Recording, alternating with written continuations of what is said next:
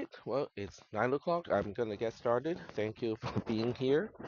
Um, so today's focus is going to be on, basically how do we write an algorithm?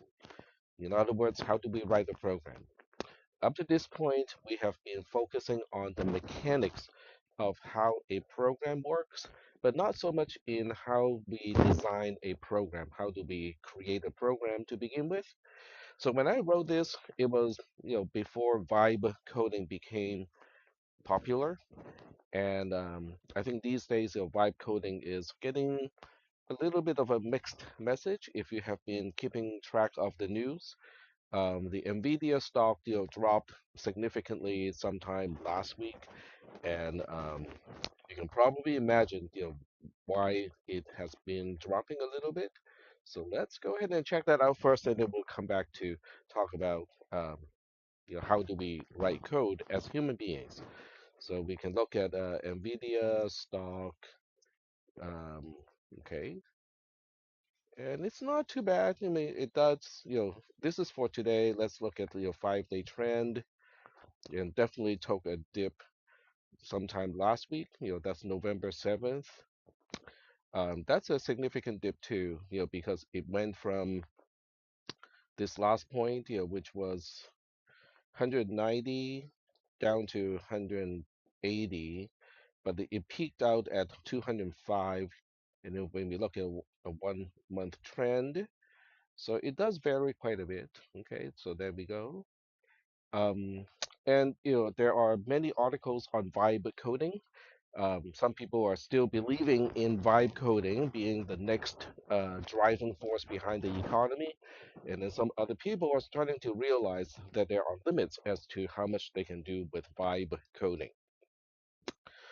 Companies that rely on a lot of AI coding are also starting to see, we'll just say, consequences of those particular decisions. One of the companies is Salesforce, so you can look up, those news articles yourself if you want to kind of find out what is the current trend. I think it's really important for you guys, to kind of follow the trend, where things are going, because it's changing really quickly, and there's no telling in 4 years, which, where it's going to land. So getting back to today's lecture, this is basically we're trying to answer the question of, as human beings, how do we come up with algorithms? And there's no single way to do it. We all think differently, we all solve problems differently. So I can only kind of talk about the approach that I usually take. So we'll just go ahead and read, this module until we get to the point where we go like, okay, so now we're going to go off script because there's no script, at that point. So the document serves several purposes. It states a problem to be solved, a log of how it is going to be solved, and the distillation of the process involved. In other words, what I'm doing here is to give you a live session of how I actually solve a problem. And some people may say, but Tack, you have been teaching this class for how many years and you remember the solution, you remember the process. Well, the fact is, I actually do not. Okay, some people uh, think that I can remember a lot of things, but I don't. All right, so we'll talk about the word problem first, okay? So the word problem has a negative connotation.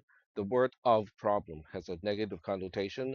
A problem in this context is more like a task to be automated. So when we think about your problem solving, it's not really so much a problem. It is more like, okay, we have a task that we have to accomplish, okay? And the task in the context of software engineering typically has to do with automating something, making something more efficient. So we'll start with what is given in this particular example. So it is crucial to understand, what the input of an algorithm consists of. For this task, this article will automate. We are going to consider the following inputs: an array of IDs in which every element of the array correspond to the ID of a student. So for now, we'll just consider IDs as integers, okay? Because they really are integers. They're 7-digit, base 10 integers. We have another array, called scores, where each element is a real number. value, the value is from 0 to 1. Okay, so instead of using percentage, we are just using, the values from 0 to 1.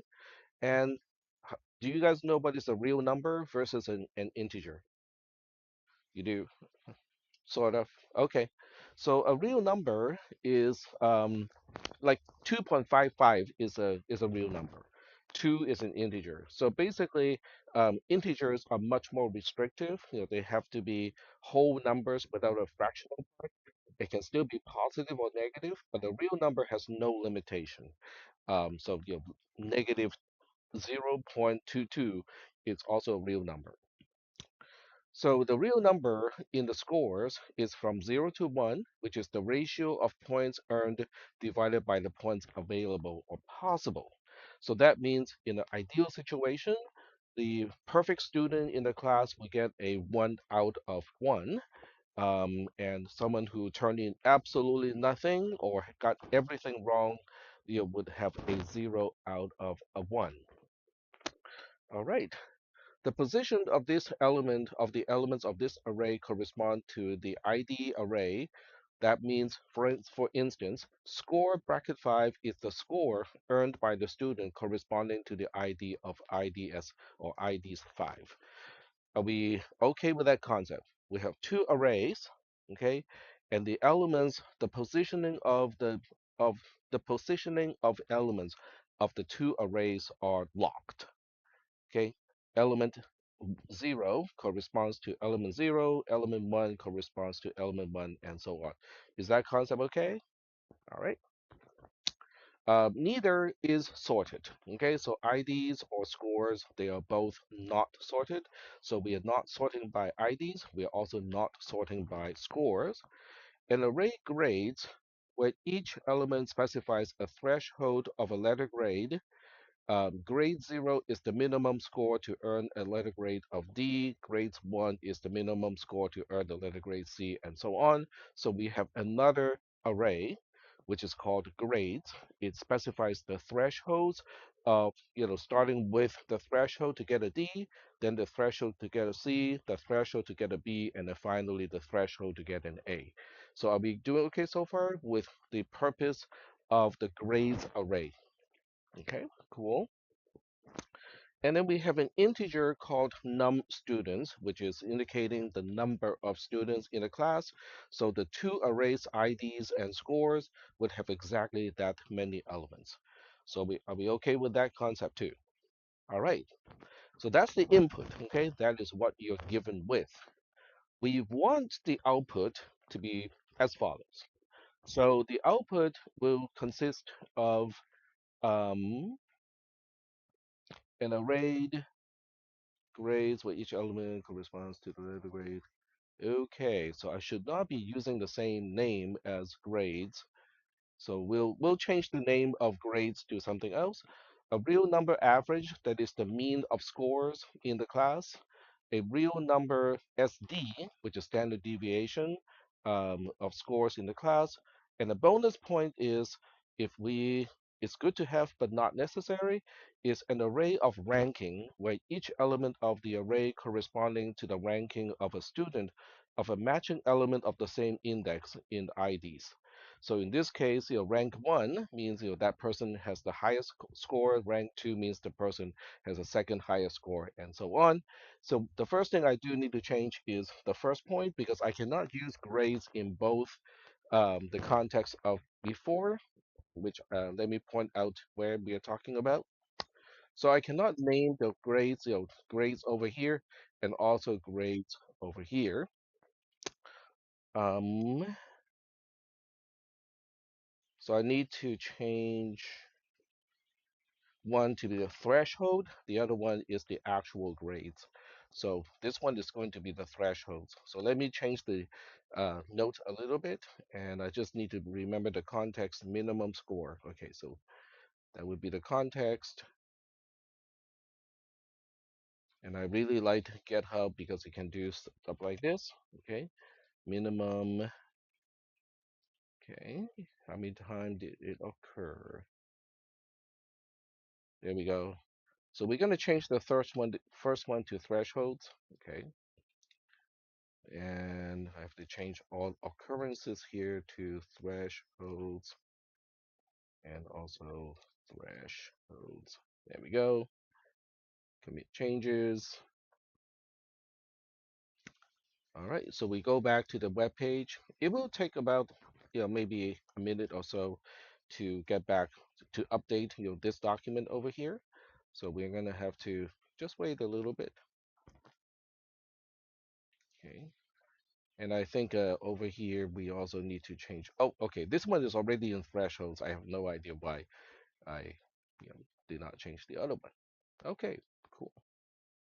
So this is what I have just changed earlier because I want to keep this one as grades and then change this one over here as thresholds. Because thresholds is a much more descriptive term of what the numbers in that array is going to do.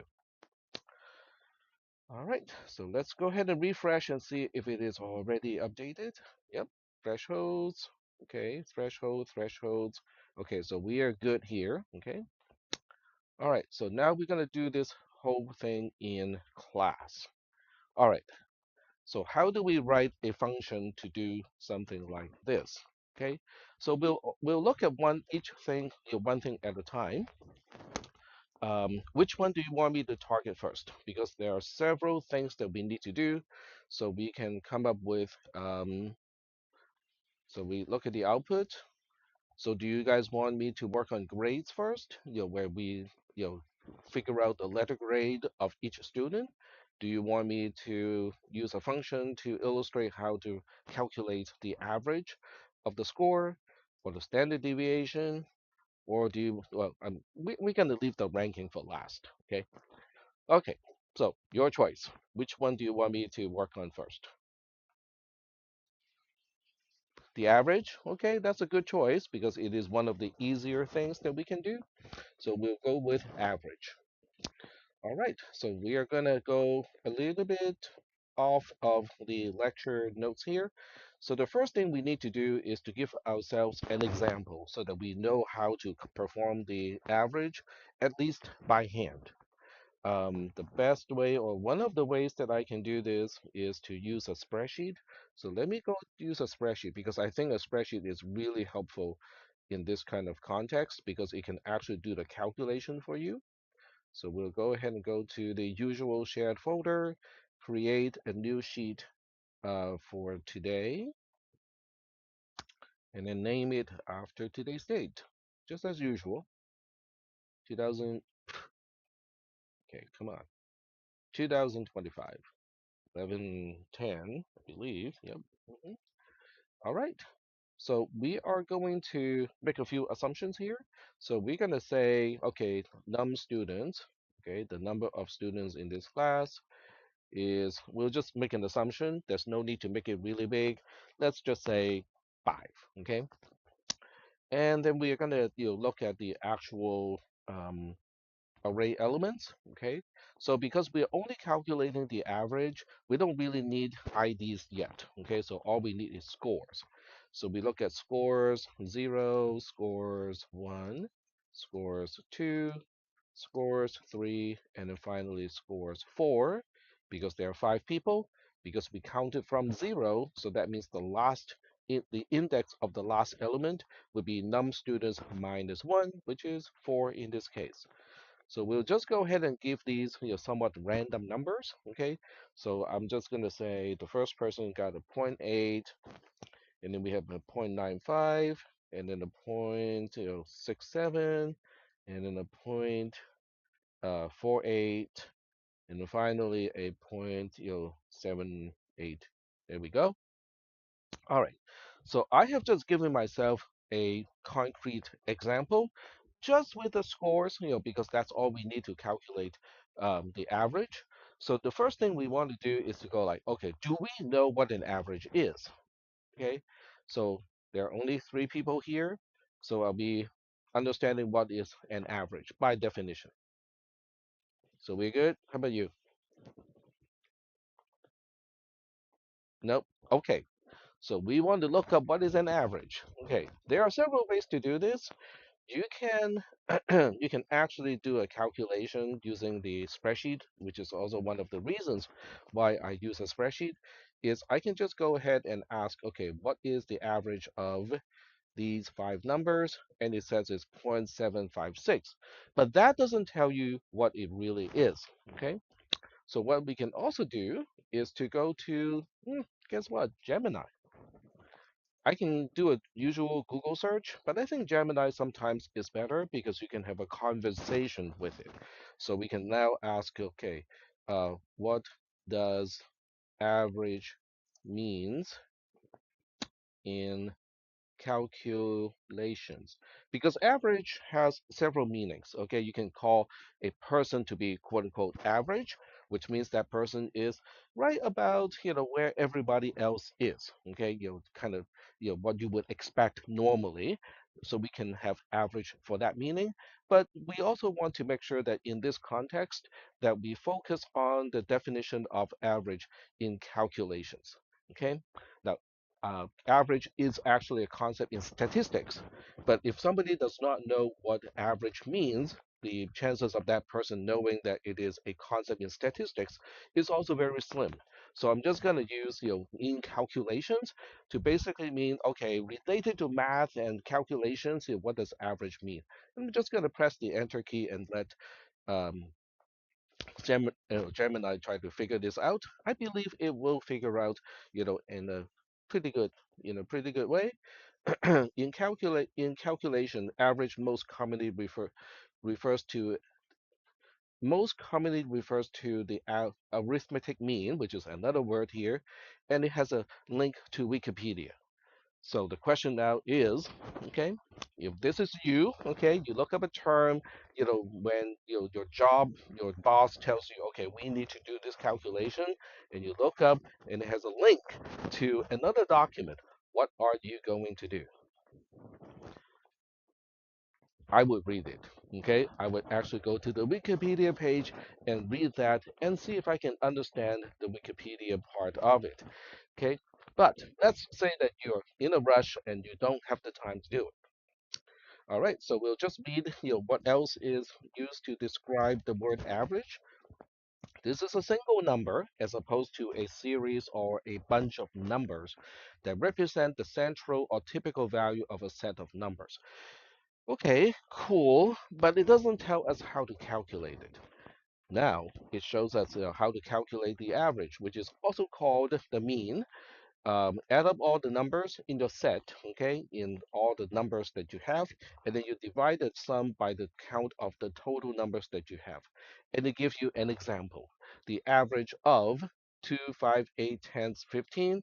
So we first calculate the sum and then divide the sum by the total number of numbers, which is 5 in this case. So the average of 2, 5, 8, 10, and 15 is actually 8 in this case. So is that helping to explain? Okay, cool. And it mentions, there are other types of quote unquote averages, but that's not what we are shooting for. We're only shooting for the first one. So in the case of this is your job assignment, your boss tells you, oh, we need to calculate the average of this bunch of numbers. And the Gemini answer says, well, but there are other types of averages. What are you going to do?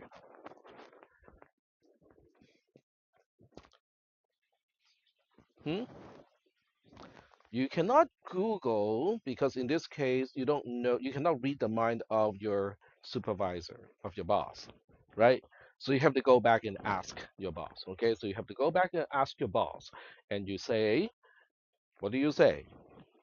You don't say that you are being vague. I don't understand what you're talking about. Okay, that would not be a good way to talk to your boss. Okay, so what do you say? You say that I looked up the word average, okay, and it came up as multiple definitions. It can it has a mean, okay, which is the one that we looked at earlier, but it can also mean, okay, median, which is the middle number, or the mode, which is the one that occurs the most frequently. Okay, so because you cannot read the mind of your boss, you have to go back and ask your boss.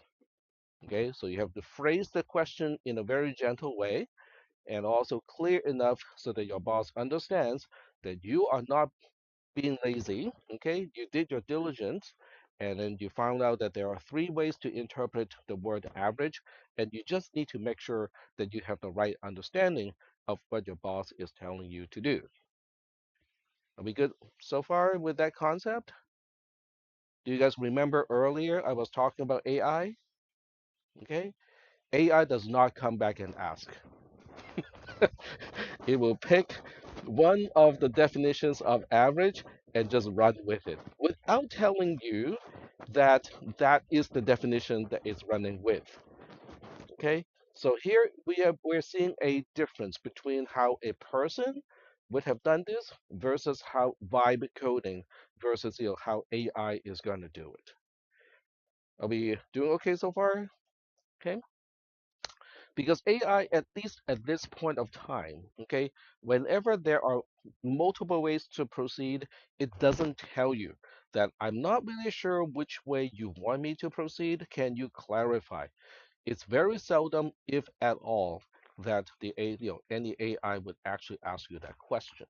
But to a person, okay, you look up something like this and go like, well, we have a pretty, we have a we are pretty sure your boss meant the first definition, but you also have the alternative definitions, so you really kind of need to go back and ask your boss for clarifications. So that's actually really important when you are, getting a job and you need to learn how to interact with your supervisor. All right, so we're going to take the first one. Okay, so all we need to do in this case is to add up all the numbers and then divide it by the total number of numbers. So that means in the spreadsheet, I better make sure that that really is, the case, that we get back, the answer the way that we're supposed to get back. So what I'll do here is I'm going to do exactly the same calculation. Now, you can use sum to really kind of help you, add up all these numbers. Okay, that's one way to do it. So they all add up to 3.78. You can use a calculator and do it by hand as well. Okay, that's entirely up to you. And now we're going to take this number. Okay, so we can use equal and then refer to this cell over here. And then we just divide it by 5 because we have a total number of 5. Or you can refer to this number over here, which is also just 5.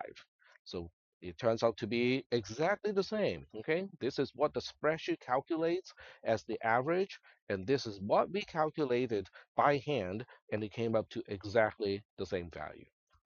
Are we good so far? Okay, so it is important that we know what it means, okay, that we kind of have a general idea of how to perform the calculation. So that would be the first step, okay. So from this, it looks like the first thing we need to do is to compute the sum of all of the entries in a particular array. Does that make sense? Okay, so that's what we're going to do. Okay, we're going to write the function just to do that. So we'll go ahead and write the function to just to do that. And we're going to switch to, let me use a terminal screen. And this one looks good. Okay. All right, let me move it into your view like so. So the way I write code is a little bit different from how your other professors will teach because I think the other way does not make sense to me. Okay, so the way I write things is from what we call the bottom up approach. Okay, I look at the thing that we know for sure we'll need, make it as general as possible, get it working first, and then we get up to the next level. So for now, we just want to calculate the sum. Okay, so we'll go ahead and write this code here. I use an editor called NVim or NeoVim. You can use whatever editor you want to use. And I just need to give um, the program a particular name. So we'll say process gray sheet, okay, process gray sheet, okay, PGS, because I don't like long names. Okay, so now we're gonna do some calculations over here. So we'll go ahead and specify the sum function. The sum function is going to return an average. So if the numbers are basically real numbers and not integers, what do you think is the type of the return type? What do you think is the return type of the function? Okay, two choices. Is it going to be an integer or is it going to be a real number? It's going to be a real number. Exactly, because we are adding real numbers and divide the real number sum by a certain number. So that means the return type is going to be a real number. So in this class, we haven't talked about, how a real number or what is the name of the type corresponding to a real number. It is called a double. Okay. Um, the reason why it is called a double instead of real is because it has to do with how the real number is represented. So double in this case is the simplified name of IEEE, double precision floating point number. Okay, so I can point you to the page that explains that, but it is not terribly important in this class, but it is kind of nice to know where it came from. So you can look up IEEE double precision floating floating I cannot type floating point. Okay, there we go. So the first link, which is to Wikipedia, kind of explains it. This is way beyond what we need to teach in this class. So I'm just pointing you to this place just so that you know that it is a real thing and also why it is called a double. Okay, because it is a double precision floating point number according to the IEEE standard. All right, so that's just the origin. It is not really, as I said, not really important in our context. So we now go back to our code here, and we just need to, call the function sum. What does it need? Okay, so that's the other thing you need to think about when you write an algorithm. You have to think about, okay, what do we need in order to calculate the sum of a whole bunch of numbers in an array? Well, I can only imagine two things. Okay, one is give me the array, and then two, tell me how many things are in the array.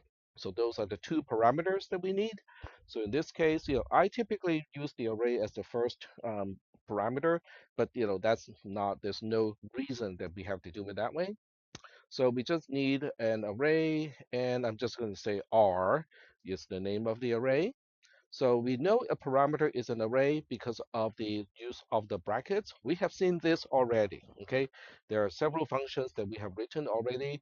This is the indicator that the array is, um, no, R is a parameter that is quote unquote an array. Now I have to say quote unquote because all it really is a column reference to where the array starts. Okay, so it is not actually an array, it is actually just a reference to where the array starts. The second one would be the total number of items in the array. I'm just calling it n. Okay, so now we can now try to fill in the middle part here and say, okay, but how do we do this? Well, we have to go over every single element in the array, okay? So typically to do that, I know the structure of the loop already. We start with an integer, which is an index that I'll use as an index.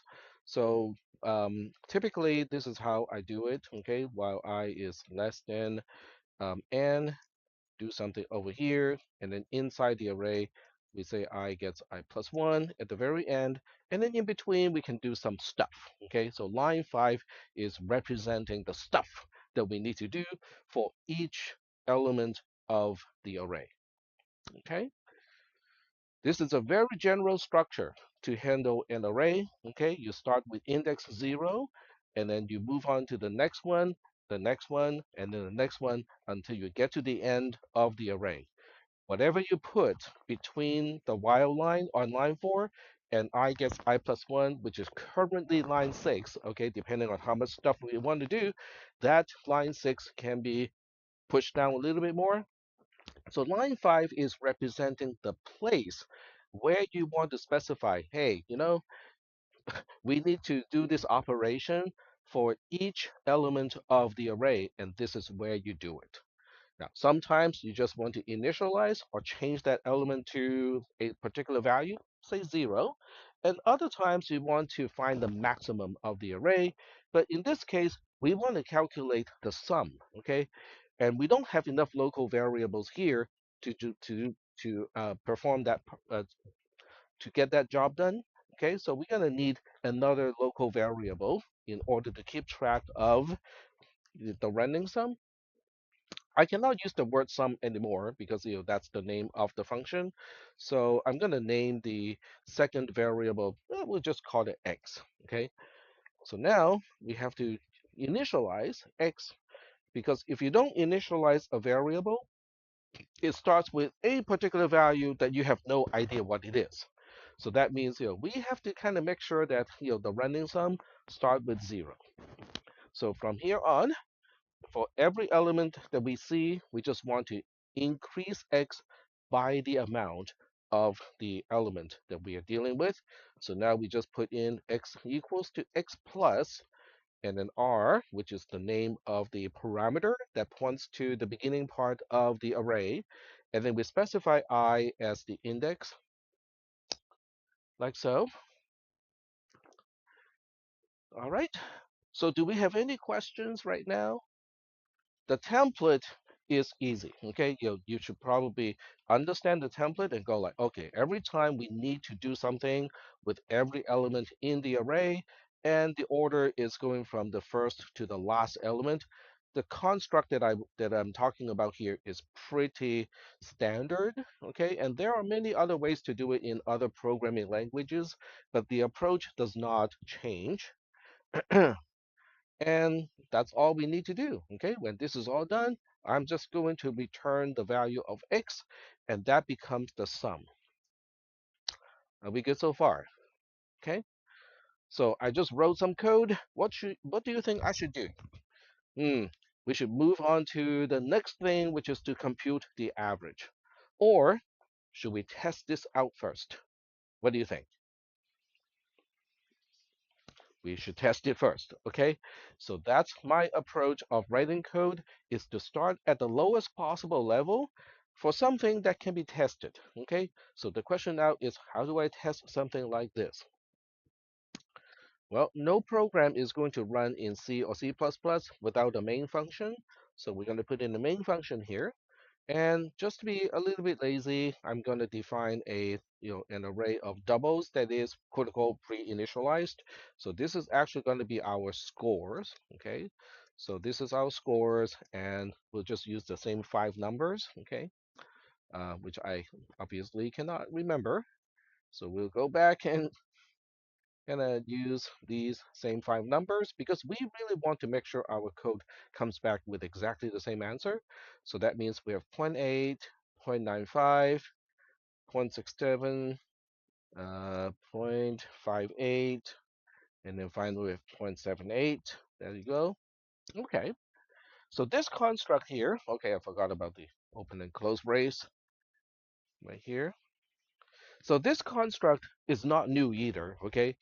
We have used this construct in I think it's the binary search homework assignment where I gave you a few test cases, and each test case initializes an array, in main in this particular manner. Are we good with that? Okay. So that's our scores. And to test the code, I should probably use a number to store the average, okay, or the sum in this case. So we're going to define another variable here. We'll just call that, um, score sum, okay, score sum. It's also a double, okay, which means it's a real number.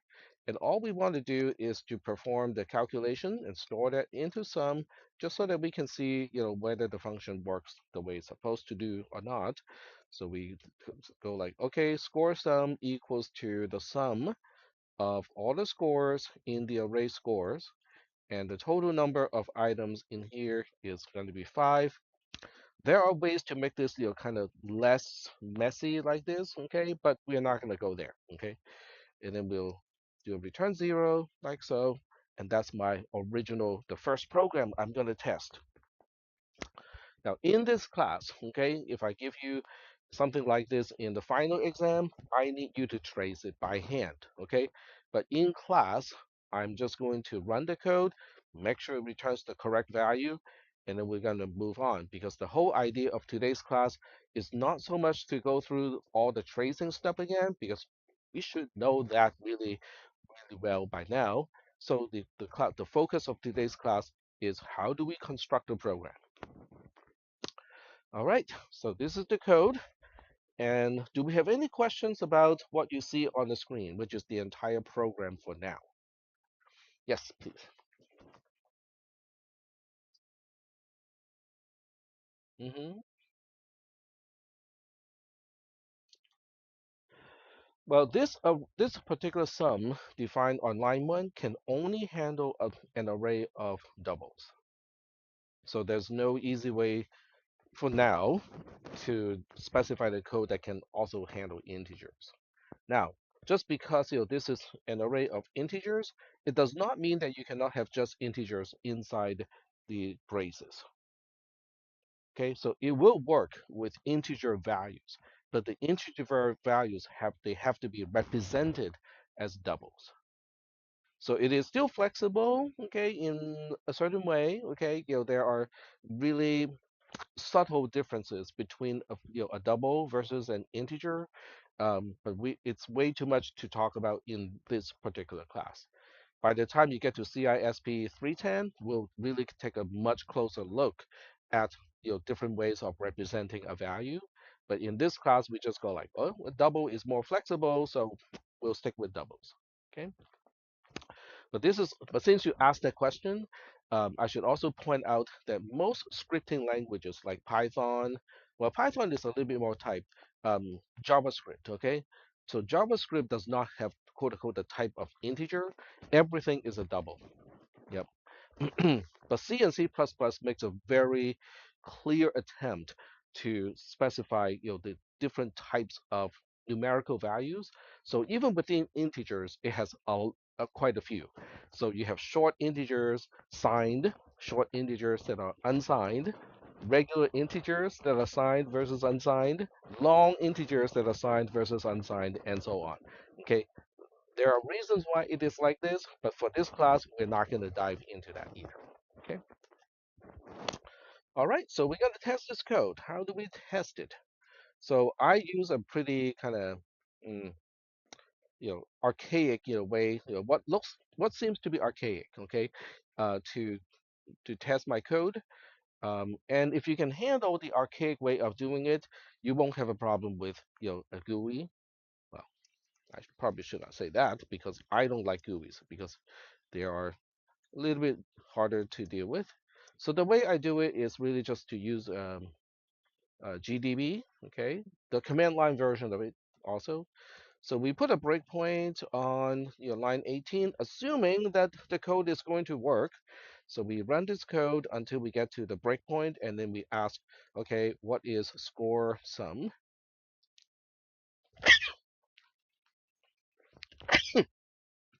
Oh, excuse me.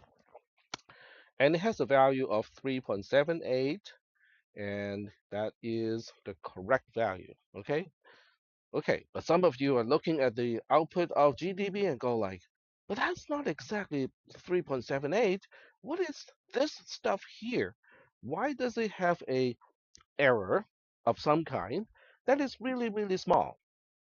That's actually the limitation of a double, okay?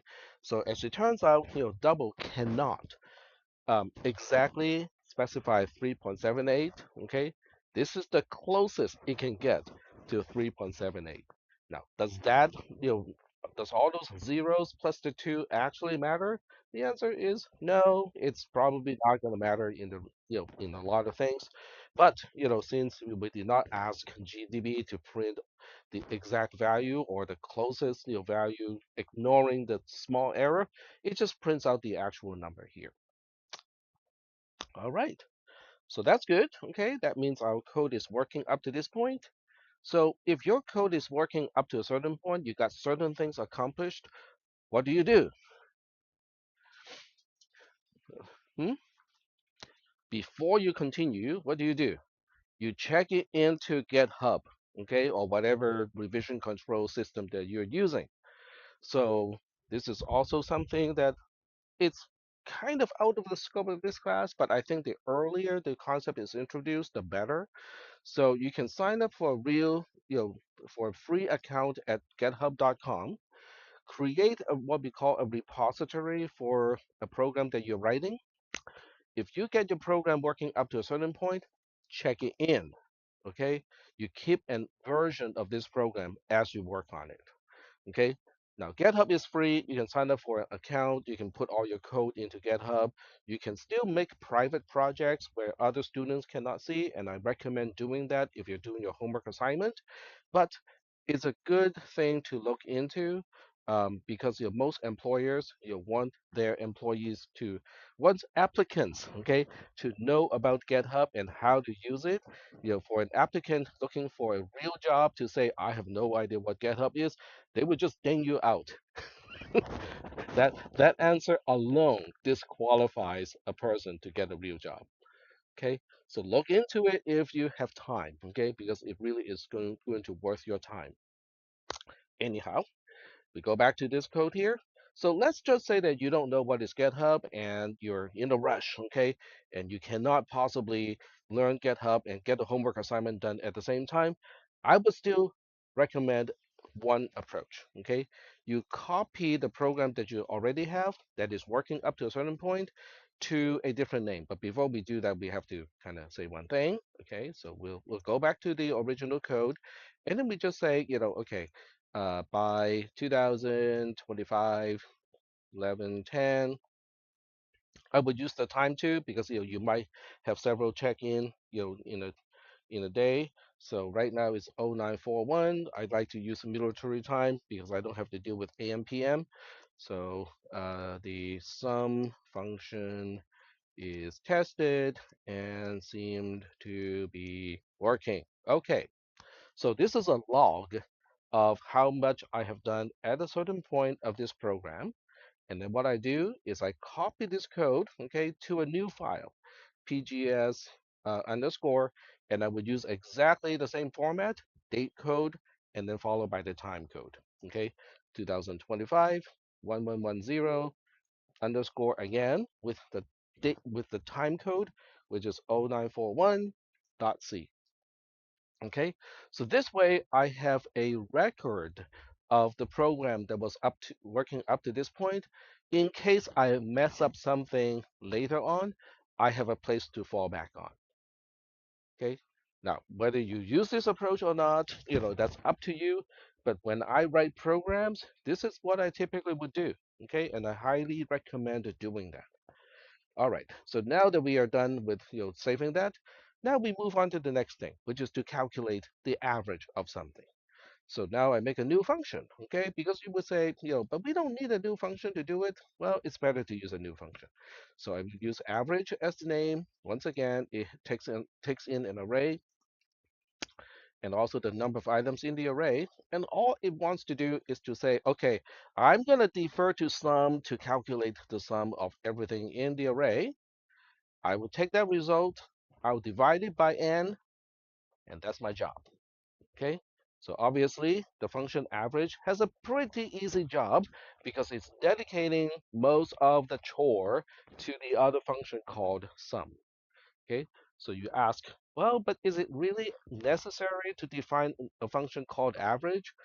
The answer is no. Okay? You don't have to, but it is nice to have it. Okay? It's nice to have it because the name of the function tells you exactly what it does. Okay? Are we still understanding the rationale behind defining the function average? Okay? So now I go to the bottom here. Okay? So now I can keep the code that I already have, and then I say, okay, score average. Okay?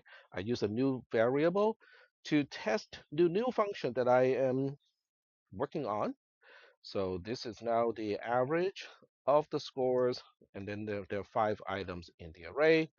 Save the program, okay, and then we just go through the compiling, and then GDB PGS. We put a breakpoint on line 26, run the program, and now we print both of them, okay? The sum should be the same because I haven't messed around with the average function.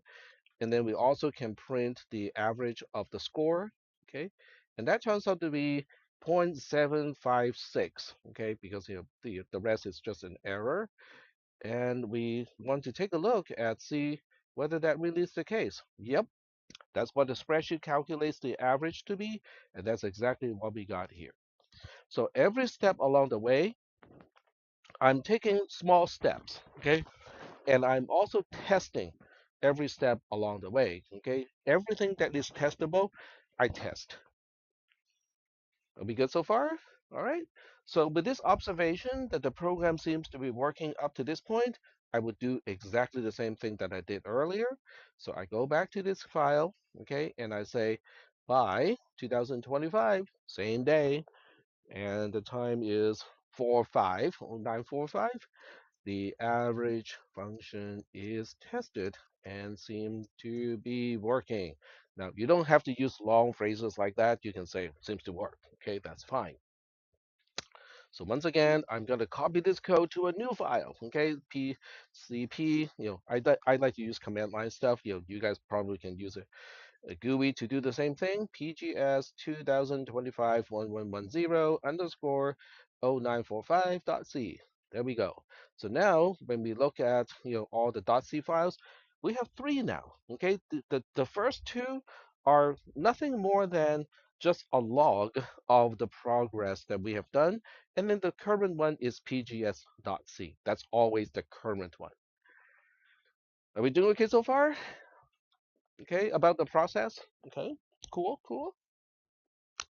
All right. So now what I want to do is to go back because I'm done with one of the items. Okay. So if I go back to my job assignment, okay, we are done with the average. Okay. This is done. So which one do you want me to take on next? Hmm? The first one? Okay. So we agree on the first one? Okay, so we'll work on the first one. So the first one says here we have to use an array called grades, where each element of the array corresponds to the letter grade of a student of a matching element of the same index in the ID's array. A value of 0 means a letter grade of F, a 1 means a letter grade of D, and so on, okay? Because I don't want to introduce the concept of characters yet, okay? So we're going to use integers to represent the grade, okay? So are we okay with that concept? So an A would be what number? It's the same as a GPA system. No, an A is a 4 because we have A, B, C, D, F, right? So F is a 0, so D is a 1, C is a 2, B is a 3, and A is a 4. It's the same as the GPA scale, okay? All right, so we're gonna work on this, okay? But I don't need to work on the entire array first, okay? I want to work so that give me a single score.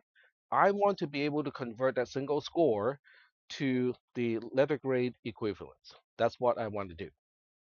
So we switch back to the spreadsheet here, and now we go like, okay, so we have to first establish, the breakpoints of the grade. So you guys can tell me, okay? Take your pick. What is the crossover or the threshold to get a D instead of an F? So we're looking at thresholds here. To get a D, what is the percentage? What is the ratio of points that should be reasonable to get a D? You can either use my syllabus as a reference, or you can use your other classes as a reference. Let's use your other classes. So what does a D mean usually? Hmm? From 1 to 2 points? Okay, what about percentage? How many percent do you need in order to get a D in a regular class? I think that's usually what, 60%? Yeah. Okay, zero point 0.6 then. Okay. So we'll say, okay, you need a zero point 0.6 to get a D. So the rest, I think, are linear for most classes. So to get a C, you need a zero point 0.7. To get a B, you need a zero point 0.8. And then to get an A, oops, I just pressed the wrong key. To get an A, you need a 0.9. Does that seem to resemble the breakdown of how you get a grade in your other classes? Okay, okay, so you nodded. So what about the rest of the class, the rest of the people who are currently here? Are we clear what those numbers are for? Okay, are you doing okay? Maybe?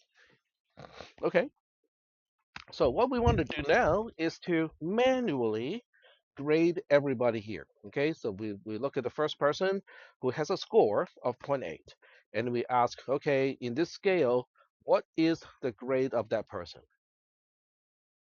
That would be a B, and this one would be an A, and this one would be a D, and this one is an F, just barely. And what about this one? This is a C. That is correct. All right.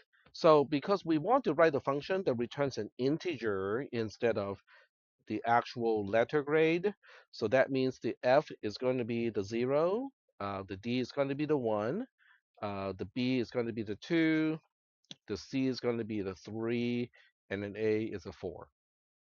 Are we doing okay so far? So we know how to do it by hand, right? Okay. So now the question is, okay, if I just have a single score, okay, not even an array of scores, just a single score like this, okay, a number between 0 and 1, and I'm given an array of thresholds like this, how do I convert, okay, the score into an integer corresponding to the letter grade? That's the first thing I need to do. Is that okay?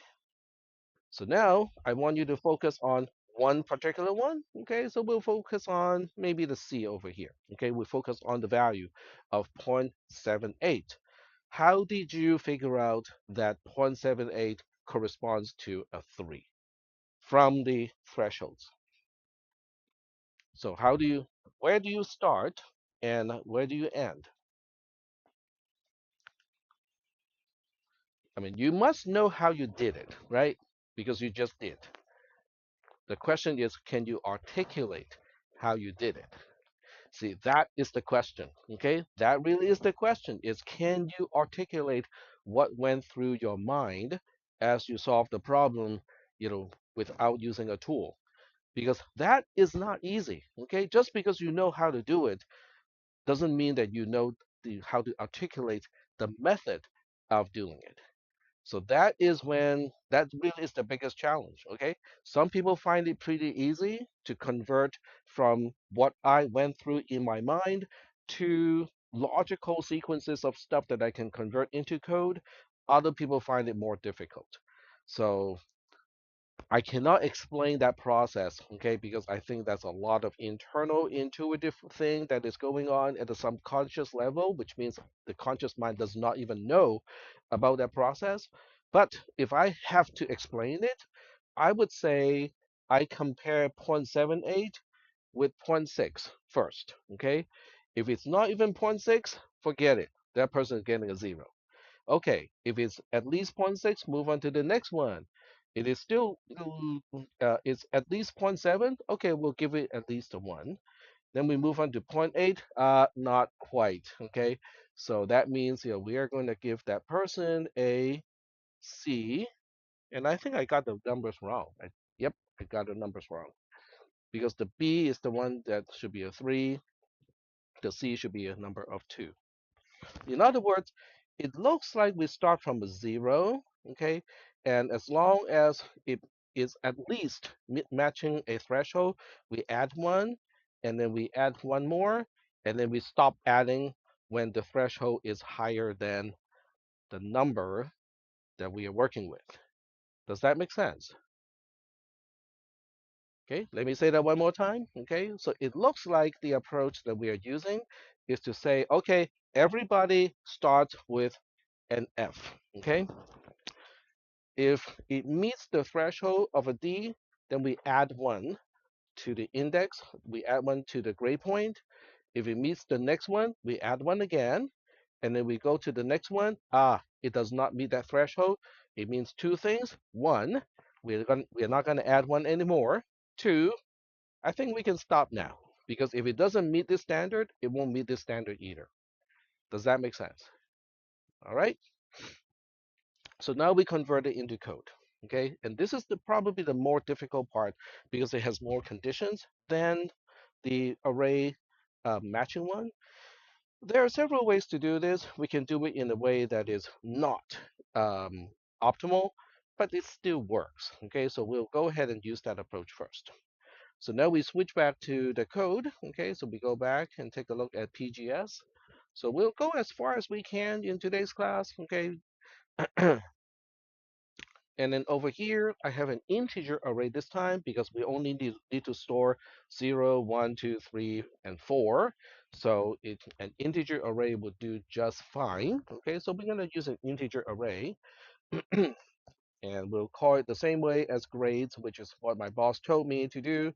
And in this case, you can either do something like this, okay, or you can give it like 5 zeros or whatever, because we don't need it to be initialized. We are going to work with it, okay? So now but before that, we need to write a function, okay? So this function is going to convert a score to a grade point, okay? So are we understanding what I mean by a score and what I mean by grade point?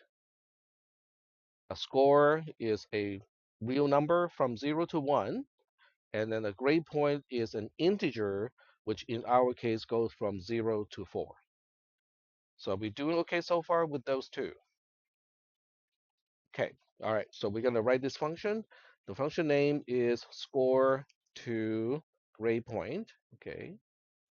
You can use GP, as an abbreviation. It doesn't really matter, at this point. So it's a function. Now the question is, what does it need in order to get this done?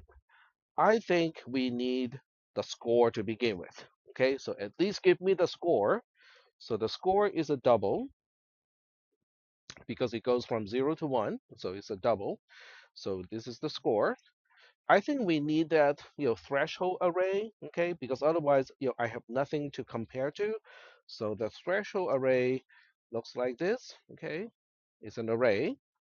And we also need to know how many thresholds there are.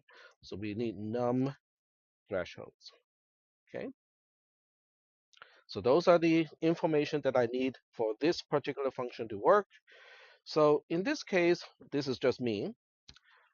Typically, what I do is I do something like this right away. I use a local variable to, for the computation of the actual result. In this case, it is the grade point that I need to return. I make it a local variable, and then I just say, okay, return that local variable. And then I go back between these two lines to say, okay, now how do we figure that out? Okay, I like this approach because I can now focus on just the computation of result. Okay, I don't have to worry about doing all the computation and then forgetting to return it, which I have done a lot of times. Okay, so that's why I do it like this. Now, how you want to write your code in CISP 360, it's kind of up to you. Okay, whatever works well for you, you just use that approach. I'm just illustrating to you that this approach works well for me.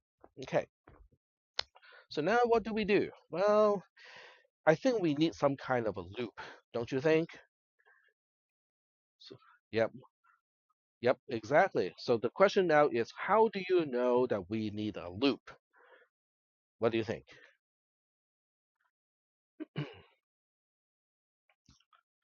Because if the score is higher than the first threshold, we need to move on to the second threshold, and then we compare again. If it matches at least the second threshold, we move on to the third threshold, and so on. So it's a loop. So the other question is, can we do this without a loop? The answer is yes, but painfully. Hmm? Say again? It will be, it's not complicated, it's just a lot of chore. Okay. Let me illustrate the painful way to doing this. Okay, the painful way to do this is to say if. Okay, but there will be a lot of ifs in this case. So we say if score is less than threshold bracket 0, then result would be a 0. Because threshold 0 is the minimum score to get a D. So anyone who's not meeting that standard is going to get an F. So now we say else if, else, I cannot spell, else if, okay, score is less than threshold 1, which is what a person needs in order to get a C instead of a D. So that person, if a person cannot met the first standard but cannot meet the second standard, that person is gonna get a D out of the class. Does that make sense? This threshold 0 is the minimum amount of point to get a D. This is how much you need. Threshold 1 is how much you need to get a C. Okay, so you can kind of see the pattern here. Okay, so we go like else if again. So every time you see this kind of a pattern, it really highly suggests that you can do it with a loop. So we go else if, wait, else if, then we go score is less than threshold 2, then we say result is 2. Do you see a pattern? I see a pattern. Do you see one? Okay. And so now we go like, oh, okay, I think we know what the next one is gonna look like because it looks like we just compare to the next item in threshold, and if it does match, then we say the result is going to be a 3, and so on. Ooh, excuse me. Ooh, one more time. Okay, so this approach has um, hmm, it has a problem. So if the score is less than that, yep. Okay, this will still work. Else if score is less than. Oh, but wait, we have a problem now because there's no such thing as a threshold 4. Why not?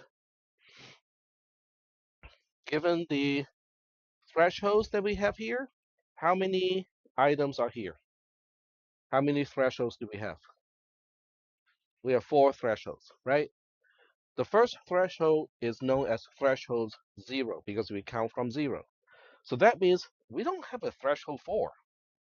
So that means, whatever we have here, okay, so this is basically just an else because there are no conditions to specify anymore. This has to be a 4. We good so far? So this is a very, very kludgy and painfully tedious method to implement score to grade point, okay? And every time you see a pattern, okay, what pattern are we talking about? The pattern is if score is less than a particular threshold with this particular index, we just get the index as the result. Otherwise, we compare to the next one, and if it's less than the next one, it gets this one as the result. And if it matches this one, if it's less than that one, we also do it this way.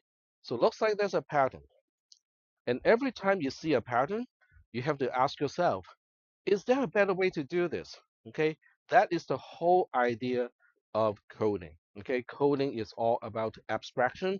What does that word mean? What is abstraction?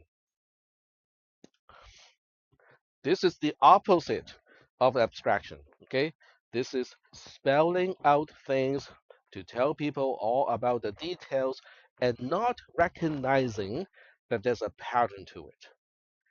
Okay, so let's go ahead and ask GPT again. Okay, we'll ask Gemini again, and we'll ask the question of what is abstraction and what does it have to do with pattern recognition? And what do those things in return have to do with programming? Okay, because I think it is important that we focus on the details. Okay, how to trace something, um, the syntax tree and stuff like that. But at the same time, it is also important to understand the really important skill sets that we need. So I'm going to start a new conversation. I still don't have any way to delete old chats, which is okay, not my problem. So this time we're going to ask, GPT of, what is abstraction? Abstraction, how does it relate to pattern recognition? And how do these two concepts relate to being successful as a uh, I just want to say developer, but I think I should be a little bit more specific about what kind of developer. We are not building houses, right? Okay, so it is software developer. Okay, software developer. There we go. Okay, so just being able to come up with this question. Yes,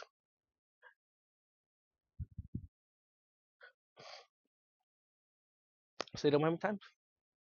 Hmm? I do not know. I think it is a legal thing.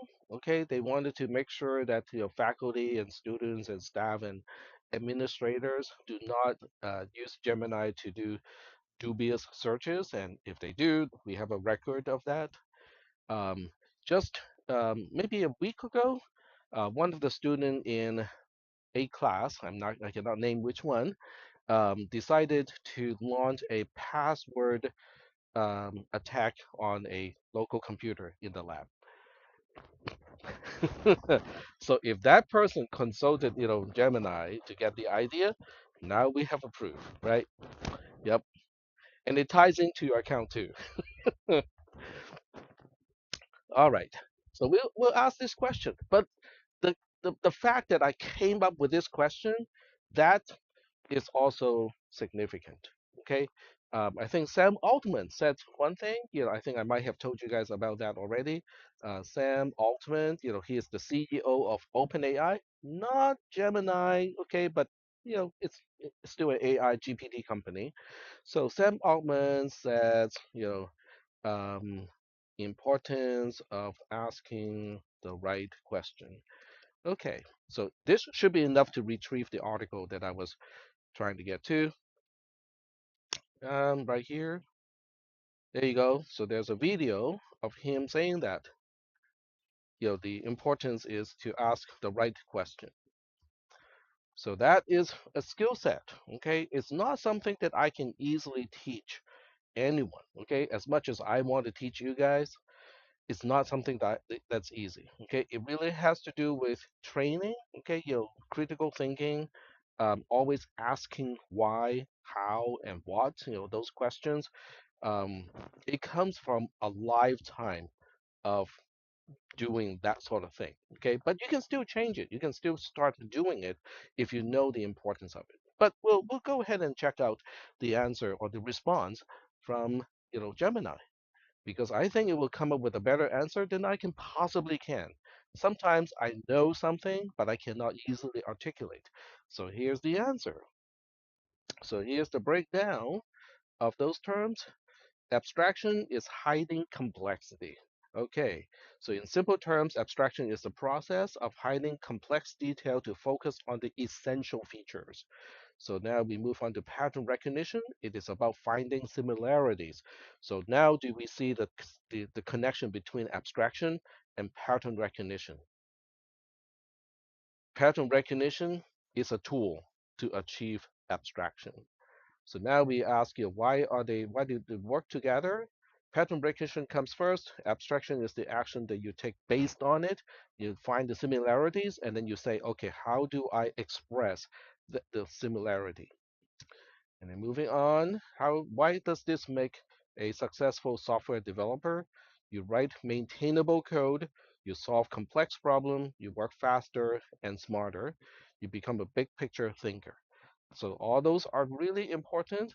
It's not just whether you get employed or not. It is after you get employed, are you going to stay with a dead end job, or are you going to move on and get on to the next challenge, get a better pay, and then move on to the next big challenge and then get a better pay and also get the satisfaction at the same time. So I think these are really kind of important questions for you to ask, okay, to ask yourselves, how do you look at these things, okay? If you want to, I think I can still share, even though I cannot delete. Apparently not. I can pin, I can rename, but there's no share that I can see. Okay, what about tools? Nope. Does not look like I can share a chat. That is lame. Huh? Say again? Scroll down. Yeah, I think this share is only sharing the result, but that's still better than nothing, right? Okay, so I can export it, put it into Gmail, or I can just make a copy of the response. I think that should work. Okay, so we'll just do that, and then I go back to my announcement.